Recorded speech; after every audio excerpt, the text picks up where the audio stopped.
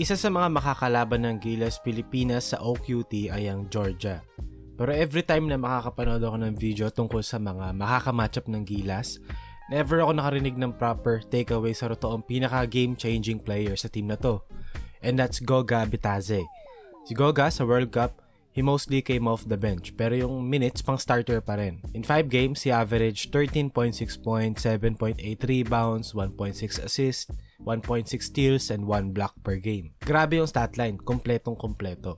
So, dito na papasok yung opinion ko na yung biggest trend at pinaka magiging sakit ng ulo ng Gilas ay hindi yung pag-contain sa opensa ni Goga, but rather kung paano tayo makakascore sa depensa nila, especially against Goga. Si Goga kasi may pagka-Marc Gasol siya sa defense. Yung mukhang bonjing gumalaw pero nimble feet tapos ang galing tumansya ng distansya. Hindi niya masyadong ino-overshoot yung sarili niya sa mga head, sa mga drop, etc. etc. And having Goga allows Georgia to play straight rotational defense sa perimeter kasi alam nila na kayang i-lockdown ni Goga yung paint and yung mga drives. Also, having tall wings as help defenders, so confident sila na mangyayari yon. Kaya yung depensa nila sa perimeter, disiplina lang and hindi sila gaano ka-aggressive. And isa sa mga ginagawa ng Georgia ay fina-funnel nila lahat ng drives papunta kay Goga sa paint.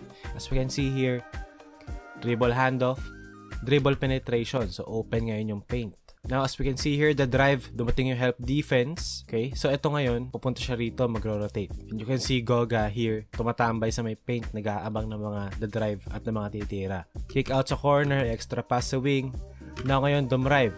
Si Goga, 2 against 1. So, isa lang siya, pero dalawa yung binabantayan niya. Eh, meron siyang help defense dito galing sa wing. Tama lang yung distansya ni Goga, hindi siya nag-overshoot. Tinansya niya lang, sinundan niya lang yung bantay. And now, extra pass. Steal. Again, dito, dribble penetration, Goga was there para mag-help, magpakita ng presensya, and then merong help defender sa corner. And si number 1 nag-aabang ng kick out or ng extra pass. As we can see here, pag drive, Goga was there para magdalawang isip yung offensive player. So now, pinick up yung dribble. Extra pass papunta kay Walter Tavares. Okay, Goga was also there to contest the shot. Dito, baseline drive. Makikita natin si Goga immediately pupunta siya sa paint. Mafa-funnel papunta sa kanya yung driver. Okay, as we can see here, pick up ulit ng dribble, extra pass kay Tavares, active hands by Goga, nasundot ni Goga yung bola. They force the turnover again.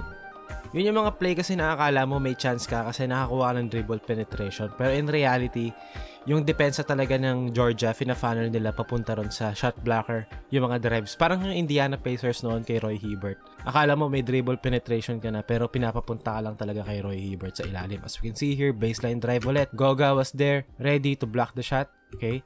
Na-pick up ulit yung dribble. Extra pass papunta kay Walter Tavares. Active hands by Goga Bitadze. Steal. And they force the turnover again. Dito naman again. Na-alter ulit yung tira ng drive dahil nandun si Goga sa ilalim. For Gilas Pilipinas, I think ang magiging chance natin dito ay yung outside shooting natin and yung ability na mag-kick out na nasa tamang timing. As we can see here sa play na to, okay, magbo-ball screen ng Venezuela.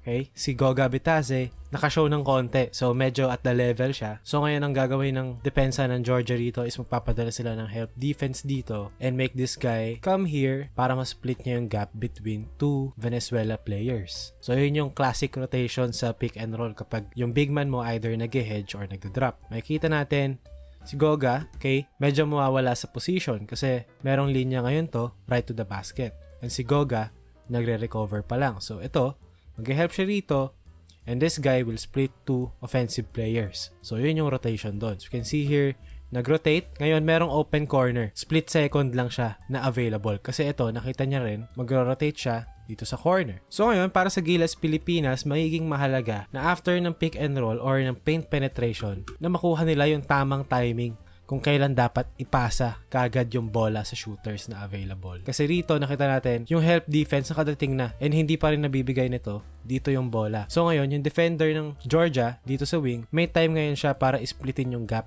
and mas maging mahirap yung kick out to their shooters. Kita natin dito, diniretso niya. Ito, na-split niya na yung gap. So kung if ever lang na i-kick out pa niya to, wala nang space and wala nang chance para malibre yung shooters. Ang naging open doon, yung corner. As we can see here again, ball screen. Goga nag-show at the level. Okay, so ngayon, pocket pass papunta sa gitna, sa rollman, short roll. So ngayon, pag dive nitong big man na to sa gitna, it's either mag-help to one pass away, malilibre yung shooter, or mag-help si Shangelia. And then ito, mag-back down dito para isplitin yung dalawa. Makikita natin dito, short roll, wala.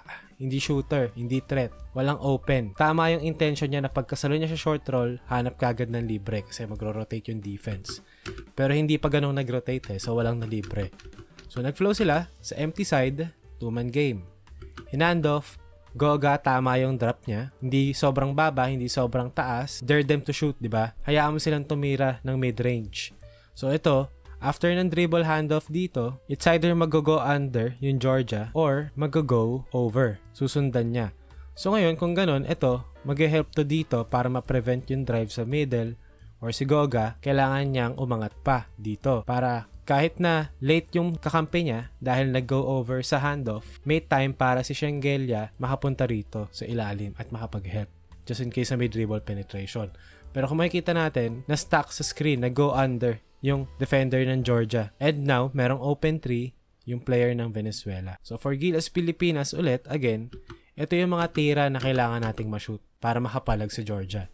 Kasi Georgia, yung depensa nila nakabase sa rim protection and not necessarily perimeter defense. Kasi yung perimeter defense nila vanilla Kasi afford nila na magkaroon ng blow by kasi meron silang Goga sa ilalim.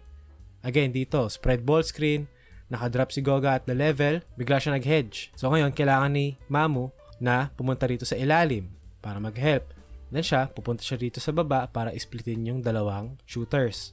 Na-pocket pass ngayon ng Venezuela. So ngayon, meron silang advantage. 1, 2, 3 players against 2. So ngayon, as a team, meron ka ngayong advantage in terms of numbers. So kung ikaw yung Venezuela, pag dinrive mo dito yan, okay, meron kang open corner shooter kasi nahila mo to sa pumunta sa'yo. Pero if kung hindi ka mabilis mag-decide kung anong gagawin mo with the ball, makakapag-split ngayon to. Sayang. Kasi nakapag-rotate na ngayon yung depensa. Makikita natin, pagka-play, merong open, number 8. Pwedeng i-close out nito, extra pass, papunta sa kanya, open 3 points. Again, for Gilas, yun yung magiging open.